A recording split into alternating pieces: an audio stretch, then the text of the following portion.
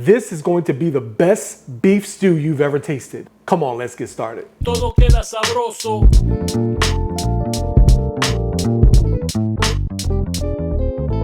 Hey everyone, welcome or welcome back. I'm Chef Patrick, and today we're going to be making Seco de Carne, which is a Peruvian cilantro beef stew. Now, as you probably already guessed in the name, cilantro is one of the key components to this dish. Now, I know for some people, cilantro is an acquired taste, but let me challenge you in this dish. Not only provide its intense, vibrant, herbal flavor, but it's going to be totally unique in ways you've never tasted. The other component that really is going to elevate this beef stew is the type of beef that we're using. Today, I'm going to be using beef short ribs. And we're going to apply a cooking technique to these short ribs to make them super tender, super moist, and delicious. But before we get into the actual stew, we're gonna prep some of our ingredients. Okay, so I have here a red onion, and this is going to serve dual purpose. One, it's going to be used in the actual stew, and then it's also going to serve as a garnish. So I'm going to take half of this red onion, and I'm going to cut it into a dice.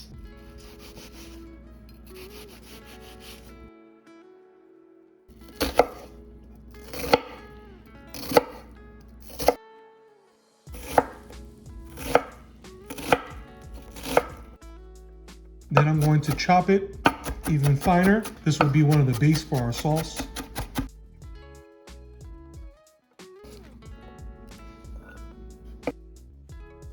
So we have our onion, some carrots.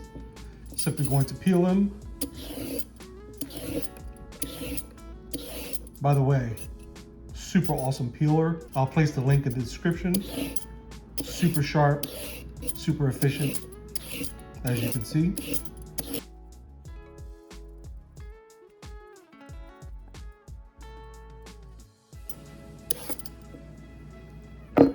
Okay, and this is how I like to cut these. I don't like to cut them straight across in slices. I kind of find that boring. So what I like to do is like cut it on an angle, make a slice, then I turn it. Same thing on the angle, turn, angle, turn.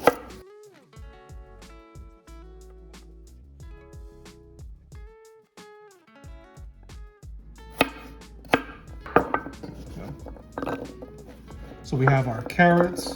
Okay, now it's time to puree our cilantro. Not only am I going to use the leaves, but I'm also going to use a little bit of that stem, because in the stem is really where that cilantro flavor is. Now let's puree. Okay, in my trusty blender cup, I'm simply going to take that cilantro and I'm going to place it in my blender cup, and I'm going to add just a little bit of water just to help it puree. And now we're going to puree.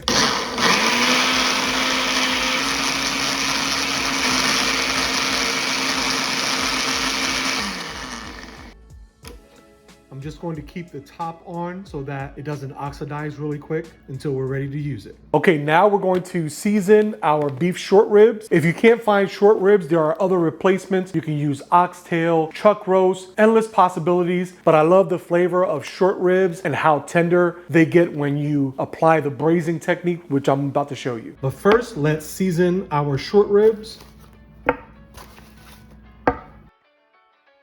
And you can see the reason why they call it short rib.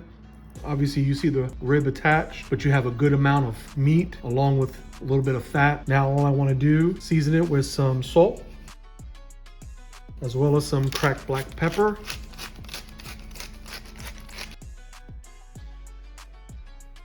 Now we're going to sear these off and then start our stew. To a large pot or Dutch oven, I'm going to add some oil, and then we're going to add the short ribs, meat side down.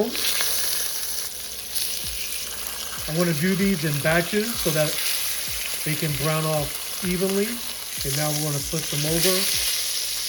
And that's what you want, that nice browning, that crust. Beautiful.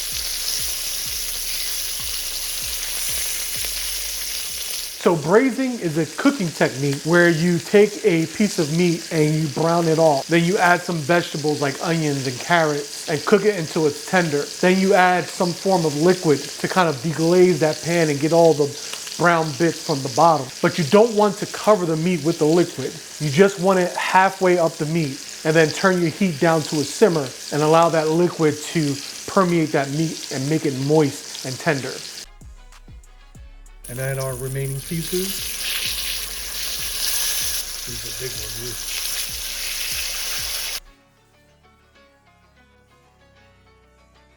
You see all those little brown bits? That's what's called the fan. And we want to scrape that up. So we're going to add our onions, our red onions. And right away, those onions are going to start to scrape up those brown bits. And all that is flavor. Okay, now I want to add some garlic. About 2 cloves of garlic. And with garlic, remember, you don't have to saute long, 30 seconds. More than enough time. Okay, so now I'm going to add some other flavor components to this dish in the form of ají paste, ají amarillo and ají panca. And these chili pastes are going to add so much flavor to this stew. We're going to do 2 teaspoons, and the ají panca, the same 2 teaspoons.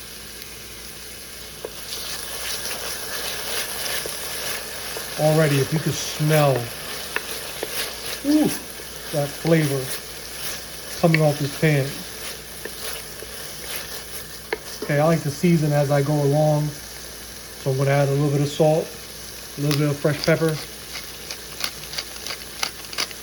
I'm also going to add a teaspoon of cumin.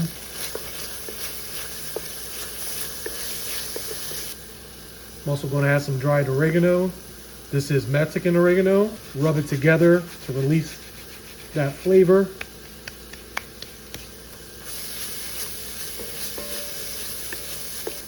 Our cilantro puree, just like that. And because we have that leftover cilantro in the cup, I want to add a little bit of chicken stock just to get that excess. We don't want any of that to go to waste.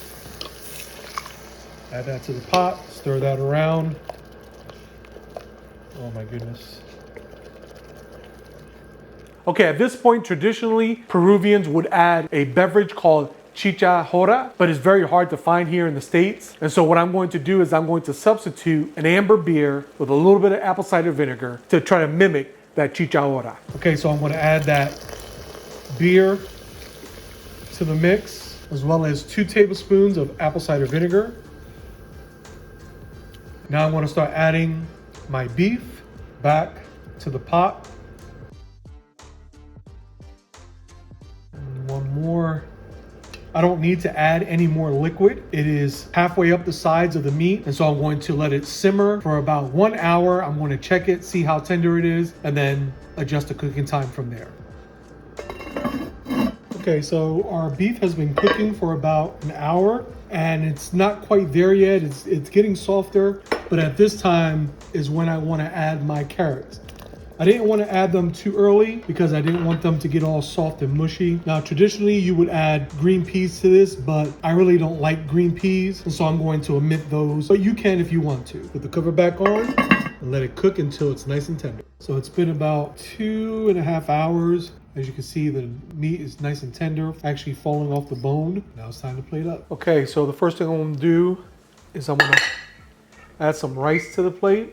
And then I have here some cannellini beans. You have some canary beans that will go great. That's traditionally what's used. And then we're gonna get our short ribs.